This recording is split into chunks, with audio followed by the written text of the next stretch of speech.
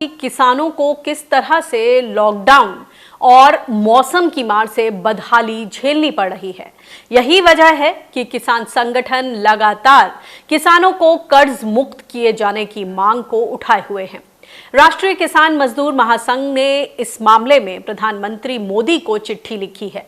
इसमें किसानों का सारा कर्ज माफ करने और उन्हें स्वामीनाथन आयोग के मुताबिक फसलों का सही न्यूनतम समर्थन मूल्य दिलाने की मांग की है। नाबार्ड के मुताबिक देश के आधे से ज्यादा किसानों पर औसतन 1 लाख रुपए का कर्ज है।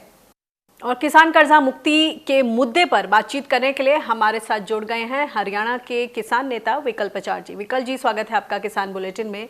ये बताइए कि ट्विटर एक्शन के जरिए किसानों ने जिस तरह से अपना रोष जताया वो तो आसान सा लगता है क्योंकि ट्विटर पर है, सोशल मीडिया पर है, लेकिन जमीनी लड़ाई के लिए अब क्या तैयारी करनी होगी? किसानों ने बहुत शानदार प्रदर्शन किया, उसके लिए मैं पूरे भारत के किसानों और धरती पुत्रों का धन्यवाद करना चाहूंगा कि उन्होंने इतनी जबरदस्त मुहिम ट्विटर पर चलाई जिस पर कि बड़े उद्योगपतियों का, राजनेताओं का, अभिनेताओं का कब्जा माना जाता था। उस पर किसान पुत्रों ने लगातार 2 घंटे ट्विटर हैशटैग के ऊपर अपना कब्जा रखा।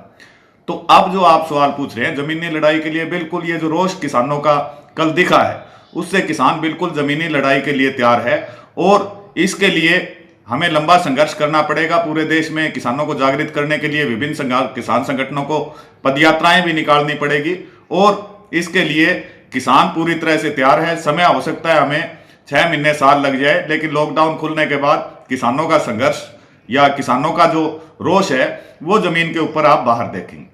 क्या देश के किसान और जो किसान संगठन है वो अब अपनी आवाज को बुलंद करने के लिए एकजुट है? चाहे वो कोई सा भी किसान संगठन है, सभी चाहते हैं कि किसान समृद्ध हो, किसान खुशहाल हो, किसान को फसलों का उचित मूल्य मिले, किसान की कर्जा मुक्ति खत्म हो, किसान कर्जा मुक्त हो, किसान की आत्महत्याओं पर रोक लगे और किसान एक अच्छा जीवन जैसे कि आम शहरी नागरिक जीता है वैसा जीवन जी के अपने बच्चों को अच्छी शिक्षा दे सके, अपने परिवार को अच्छी स्वास्थ्य सेवाएं दे सके।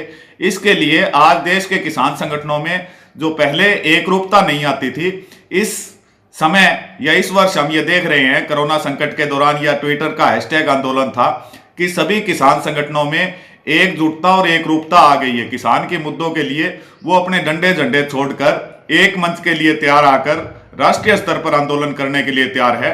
तो लॉकडाउन के बाद निश्चित तौर पर आप एक बड़े राष्ट्रीय आंदोलन का उदय भारत में देखेगी।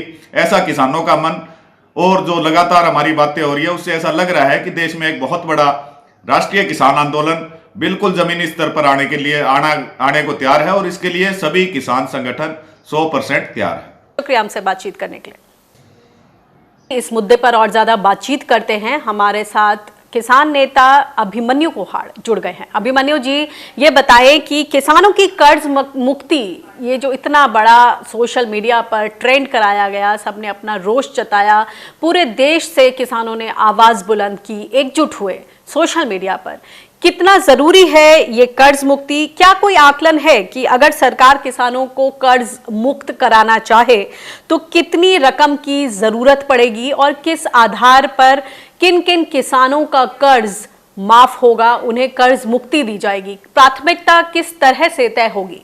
एनिका जी, 2018 में नाबार्ड ने अपनी एक रिपोर्ट पब्लिश की थी और उसमें कहा था कि भारत में 52% किसानों के ऊपर कर्ज है और एक किसान के ऊपर एवरेज कर्ज 1 लाख रुपए का है। भारत में टोटल किसान परिवारों की संख्या 13 करोड़ है, यानी भारत के सभी किसानों पे जो टोटल कर्ज है वो लगभग 6.5 लाख करोड़ का है।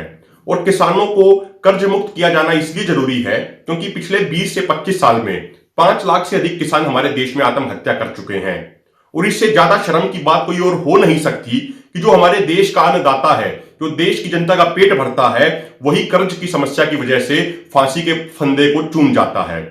इसके अलावा सरकार को यह करना चाहिए कि एक बार सभी किसानों को कर्ज मुक्त कर दिया जाए। हम बार बार कर्ज मुक्त करने की बात नहीं करते हैं, हम कहते हैं एक बार उनको सभी को कर्ज मुक्त कर दिया जाए और ये छोटे किसान बड़े किसान का डिफरेंशिएशन ना किया जाए क्योंकि समस्या कृषि के मॉडल में है। किसानों की लागत लगातार बढ़ती जा रही है, उनकी आमदनी कम होती जा रही है, तो जो जितना ज्यादा बड़ा किसान है वो कृषि मॉडल में खामियों की वजह से उतना ही अधिक कर्जदार है। इसीलिए एक बार किसानों को संपूर्ण कर्ज मुक्त कर देना चाहिए। रिजर्व बैंक बैंक के पूर्व गवर्नर रघुराम राजन ने भी पीछे ये बात सामने रखी पुरजोर तरीके से कि 65,000 करोड़ रुपए गरीबों को तुरंत मदद के लिए देने चाहिए, जो कि जीडीपी का थोड़ा ही अंश है। जब कॉर्पोरेट्स के एक तरफ 68,000 करोड़ रुपए जो हैं वो बट्टे खाते में डाले जा सकते हैं, तो फिर किसानों को राहत देने में इतनी आनाकानी क्यों? आरबीआई गवर्नर रघुराम राजन ने कहा है कि भारत में गरीबों को 65,000 करोड़ रुपया दिया जाए। उसका एक कारण यह है कि जब गरीबों को पैसा दिया जाएगा तो वो पैसा रूरल इकोनॉमी में इंजेक्ट होगा, और जब रूरल इकोनॉमी में पैसा जाएगा तो उसके बाद लोगों की परचेजिंग पावर बढ़ेगी और उसी के साथ साथ प्रोडक्ट्स की डिमांड बढ़ेगी, और जब प्रोडक्ट्स की डिमांड होगी तभी फैक्ट्रियां और कारखाने दोबारा से चल पाएंगे। इसीलिए हम बार बार ये डिमांड कर रहे हैं सरकार के सामने कि किसानों की फसलें सही से खरीदी जाएं, उनका कर्ज मुक्त किया जाए, क्योंकि जब ये चीजें होंगी तो किसानों की परचेजिंग पावर बढ़ेगी, और किसानों की परचेजिंग पावर बढ़ेगी तो उसी के बाद हमारे देश की अर्थव्यवस्था दोबारा से पटरी पे आ पाएगी, क्योंकि हमारे देश की अर्थव्यवस्था आज भी कृषि आधारित और ग्रामीण आधारित अर्थव्यवस्था है। ये बताएं कि राज्य सरकार का जो खजाना है वो दबाव में है। कोरोना के संकट को देखते हुए राज्य सरकारों को जिस तरह से जूझना पड़ा है तमाम फ्रंट्स पर, क्या आपको लगता है कि जिस तरह की रकम की जरूरत है कर्ज माफी के लिए, कर्ज मुक्ति के लिए, वो इस वक्त कोरोना के संकट के बीच जुटानी संभव है? अनिका जी, कोरोना वायरस के कारण पैदा हुए वित्तीय संकट के दौरान जब केंद्र सरकार उद्योगपतियों को 1,70,000 करोड़ का राहत पैकेज दे सकती है तो किसानों को कर्ज मुक्त क्यों नहीं कर सकती?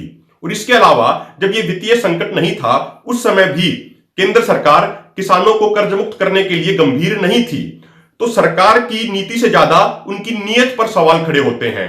और इस कोरोना वायरस के संकट के दौरान ही जब अमेरिका और जापान जैसे देश अपनी जीडीपी का 10% राहत पैकेज के तौर पर जारी कर सकते हैं, तो हमारे देश में भी अगर मात्र 5% ही जीडीपी का राहत पैकेज के तौर पर जारी कर दिया जाए तो उससे सरकार के पास 10 लाख करोड़ से अधिक की राशि इकट्ठी हो जाएगी।